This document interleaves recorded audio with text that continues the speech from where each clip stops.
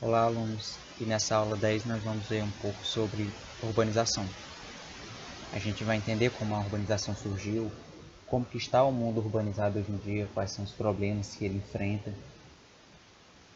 Inicialmente, a gente tem que levar em conta que o processo de urbanização, a grosso modo, é um processo de crescimento da população em ritmo mais acelerado nos centros urbanos do que nos centros rurais.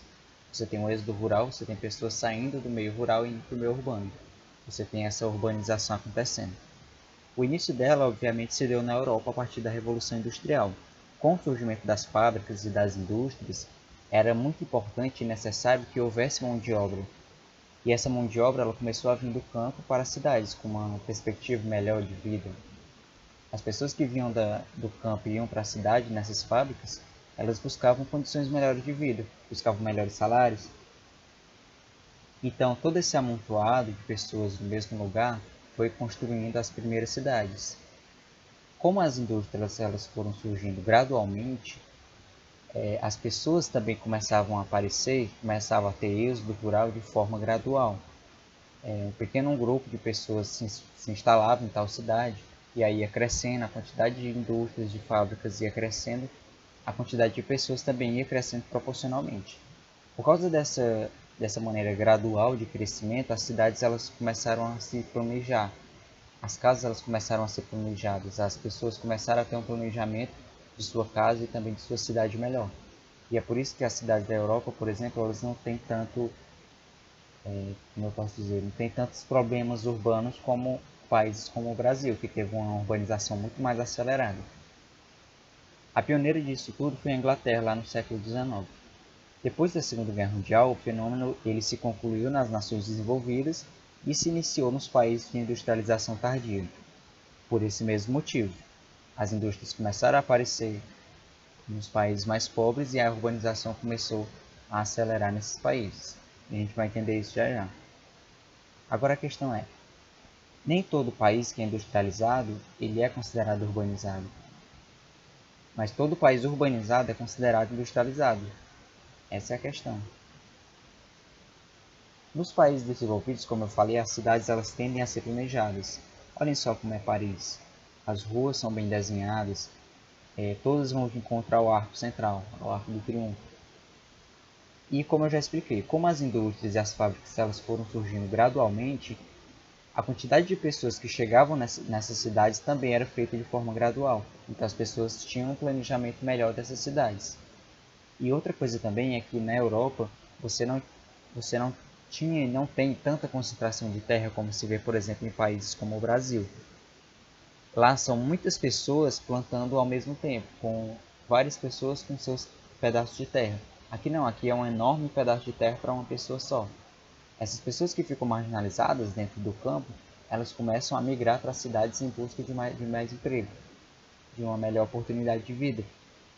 E por isso elas acabam ingressando nas cidades e como nos países que começaram a se desenvolver agora, a industrialização se deu de uma forma muito acelerada, essas pessoas elas vão começando a preencher as cidades, vão começando a lotar as cidades, vai começando a provocar um inchaço urbano muito grande, que vai provocar os problemas que a gente vai ver mais para frente.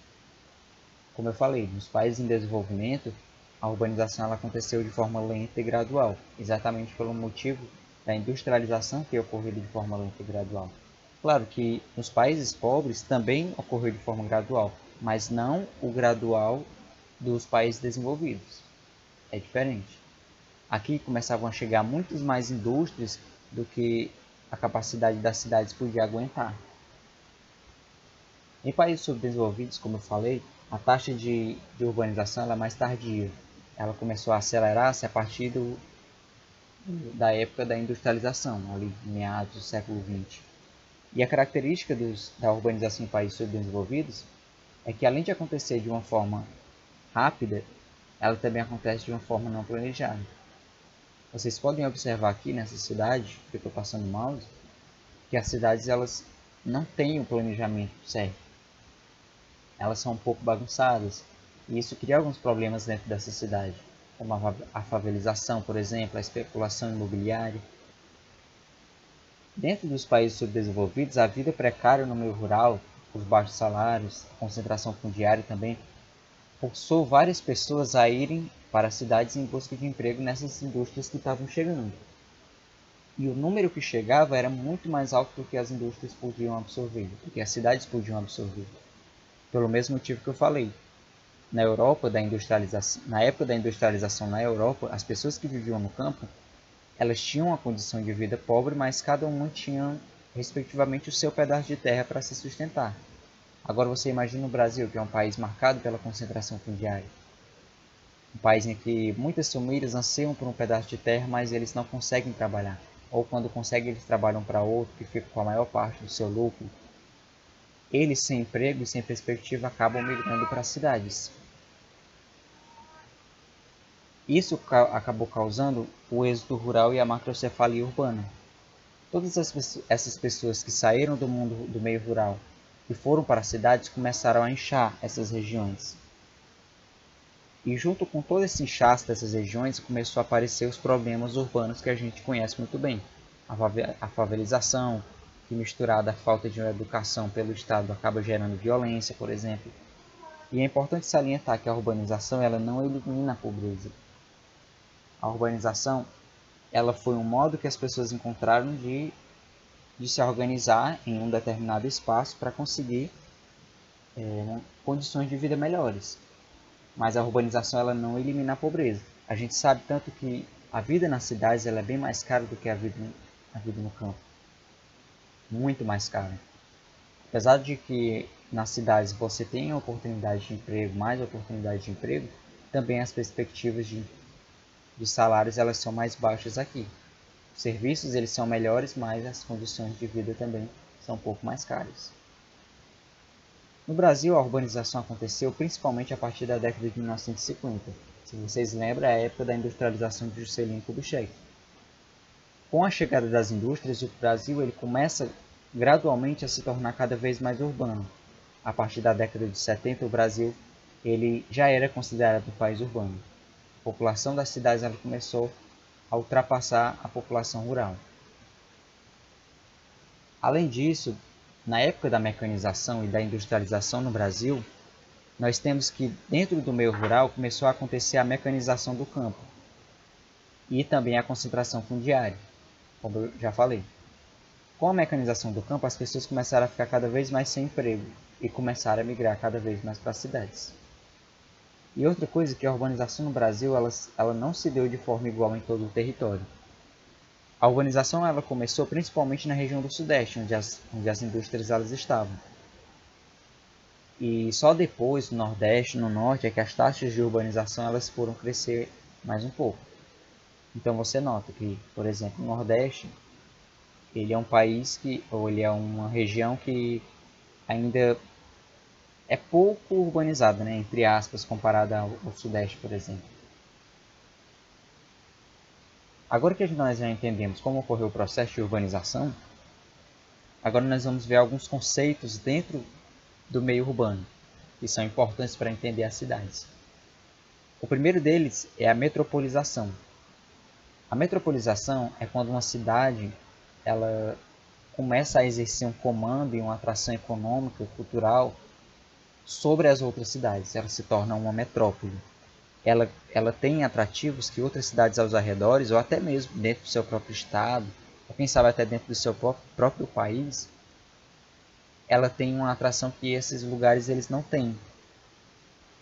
E essas metrópoles elas podem exercer influência no globo, podem exercer influência no seu país ou influência na sua região. São Paulo, por exemplo, é uma cidade, uma metrópole tanto global como nacional como regional. São Paulo exerce influência no mundo inteiro, do mesmo jeito que exerce influência no Brasil inteiro. E como é que uma cidade se torna metrópole? Exatamente como eu falei. Quando ela começa a ter atrativos que outras cidades não têm. Como é que, por exemplo, Sobral vai se enriquecendo cada vez mais? Quando ela vai se tornando atrativo para outras regiões. Sobral é um atrativo de estudantes, por exemplo, que aqui é uma cidade universitária. Ela começa a atrair jovens de cidades que não têm universidades naquela região, e isso vai fazer com que Sobral cresça mais. Já a região metropolitana é constituída pelo conjunto de municípios que são integrados entre si, socioeconomicamente, a uma cidade central. Eles têm serviços públicos, eles têm infraestrutura comum e eles são caracterizados pela ligação que tem entre eles. Por exemplo, Sobral, Cariré, Redutaba, Varjota, todos os dias saem Topico de Sobral em direção a essas cidades, do mesmo jeito e vice-versa. Saem Topicos de Cariré, de Varjota em direção a Sobral. Todas as cidades elas estão ligadas pela infraestrutura entre si. E essas cidades elas compartilham a economia, elas podem compartilhar serviços, por exemplo. Como eu falei, a educação é um deles, quando os jovens eles vão atrás das faculdades em Sobral, ou até mesmo a saúde. Muitos pacientes dessas cidades vão até o Hospital Regional em Sobral e são tratados lá. A conurbação se refere à unificação de uma malha urbana de duas ou mais cidades em consequência de seu crescimento geográfico horizontal. Por exemplo, acompanhe o mouse. Aqui nós temos uma área urbana A e aqui nós temos uma área urbana B. Vamos supor que aqui fica a divisa entre elas. Só que aqui é a área urbana e vamos supor que aqui seja a área rural. À medida que os anos passam, essa área urbana ela vai crescendo. Os serviços vão aumentando, o número de casas vão aumentando. Então elas vão crescendo em direção uma à outra. Vai chegar um momento em que a área urbana A vai encontrar a área urbana B e formar uma área conurbada C. E isso é conurbação, é o encontro dessas cidades pelo crescimento em infraestrutura delas. A conurbação às vezes ela pode ser tão forte que você não reconhece mais onde é que estão os limites daquelas cidades. Um exemplo bem claro disso é Crato e Juazeiro do Norte. E tem mais uma cidade, que eu não recordo o nome agora. Eles fazem uma divisa entre eles, só que é quase imperceptível, porque as cidades elas são tão urbanizadas que o encontro entre elas é altamente conurbado. Cidades globais são aquelas cidades que têm grandes aglomerações urbanas e também possuem influência internacional. São Paulo, por exemplo, é um importante centro econômico para interagir com o mundo. As bolsas de valores de São Paulo, por exemplo, interagem com bolsas de valores lá no Japão, em Tóquio. Essas cidades globais elas exercem influência sobre os seus países e exercem influência também a nível global. As megacidades não se referem ao fato de influência, mas em si de quantidade populacional. As megacidades são centros urbanos com um número igual ou maior a 10 milhões de habitantes. E aí São Paulo e Rio de Janeiro se encaixam nessas cidades. Obviamente, as megacidades elas são mais presentes nas regiões da Ásia, onde a população é bastante alta.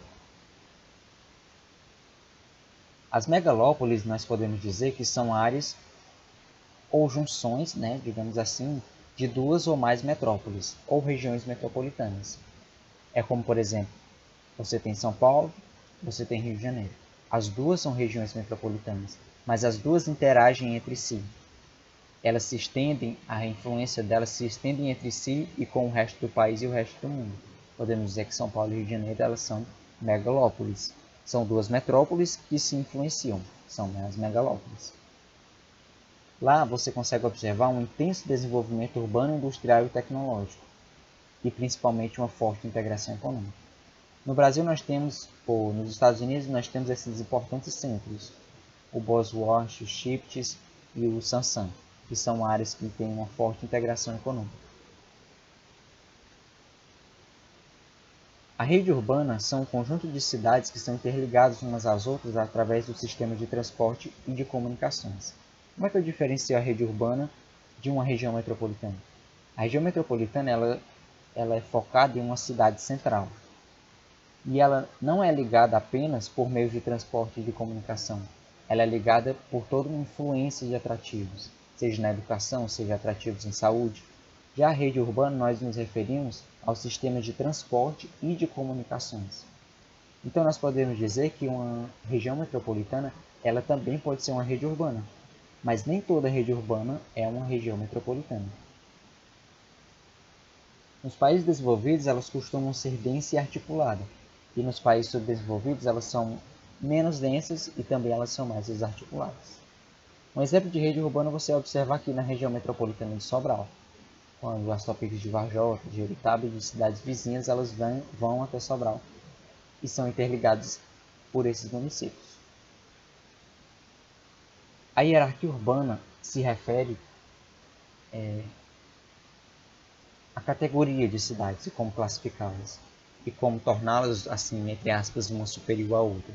O que uma tem que a outra não tem e como elas se interligam. Uma maneira clássica de promover a hierarquia urbana era como se fosse uma escada, da vila até a metrópole nacional. Só que atualmente a gente sabe que mesmo a menor das vilas ela está interligada a uma metrópole nacional, por exemplo. Algum distrito de Sobral, por exemplo, ele está interligado pelas comunicações, por exemplo, com São Paulo, com Rio de Janeiro. Então, o que se aceita hoje de hierarquia urbana é exatamente esse modelo, em que elas interagem entre si, mas elas sofrem influência do maior. Então, elas são as metrópoles mundiais, que têm influência nacional e também pelo mundo, as metrópoles nacionais, que têm influência no país, as regionais, que têm influência nas suas macro-regiões, né, como Fortaleza, por exemplo. A capital regional exerce uma grande influência e abriga vários centros regionais, porém seu domínio se limita à fronteira estadual. Exemplo daí a gente tem Fortaleza. O centro regional é uma influência restrita em relação a outras cidades, e elas são subordinadas à capital regional. O centro subregional influencia as cidades circunvizinhas. A cidade local influencia apenas sua própria zona urbana e rural, e a vila pode ser considerada um distrito. Então vamos tomar um exemplo. Um exemplo de vila, Aracatiaçu, uma cidade local, Heriotaba, por exemplo, né? Ou qualquer outra cidade nos arredores de Sobral. Eu posso estar errado, não sei como está hoje em dia, mas algumas cidades de Sobral elas exercem influência apenas sobre si mesmas. Elas não têm tantos atrativos que a façam com que ela exerçam influência sobre as cidades circunvizinhas. Um centro subregional que a gente pode considerar Sobral. Ele influencia tanto a si mesmo, seus distritos, mas também as cidades que são vizinhas a ele. Um exemplo de centro regional, a gente pode citar Juazeiro. Ela tem uma influência nas outras cidades ao seu redor, só que ela não é tão grande como Fortaleza. Fortaleza seria uma capital regional. Ela está limitada à fronteira estadual, mas ela exerce uma grande influência também por todo o estado. Mas Fortaleza, além de capital regional, ela também pode ser considerada uma metrópole regional. Outras metrópoles regionais são as capitais dos outros estados vizinhos ao Ceará. A função urbana se refere ao conjunto de atividades desempenhadas por uma cidade em sua respectiva rede urbana. Uma cidade ela é caracterizada pelo atrativo que ela possui, um atrativo que faz com que as pessoas trabalhem nela e façam com que pessoas de outras cidades venham até ela. Por exemplo, Sobral pode ser considerada uma cidade estudantil. Aqui tem muitas universidades, então alunos de outras cidades eles podem procurar Sobral em busca dessa atração de Sobral, que é exatamente uma cidade estudantil. Só que outras cidades elas exibem outras formas de atrativos que chamam essas pessoas, e isso caracteriza a sua função urbana. Las Vegas, por exemplo, é uma cidade turística. O Camaçari é uma cidade industrial. Santos é uma cidade portuária. Campina Grande é uma cidade comercial. Brasília é uma cidade política e administrativa. Aparecida do Norte é uma cidade religiosa. Ou cidades múltiplas, né? São cidades que não possuem nenhum desses tipos de atrativos ou possuem um ou mais deles. Possuem mais de um deles. Ou podem possuir todos. Dentro das cidades, principalmente das cidades dos países subdesenvolvidos, a gente tem importantes problemas urbanos. A gente tem um alto índice de desemprego por conta da desigualdade social. E por conta da falta de educação fornecida pelo Estado, a gente tem um aumento da criminalidade. A gente tem uma favelização, a gente tem poluição, segregação, por exemplo, e gentrificação, que é quando todos esses problemas eles se misturam e provocam esses problemas e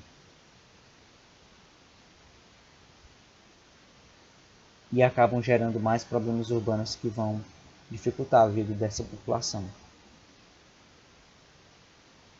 E só um detalhe que eu quero ressaltar aqui, são quando as cidades elas passam pela especulação imobiliária.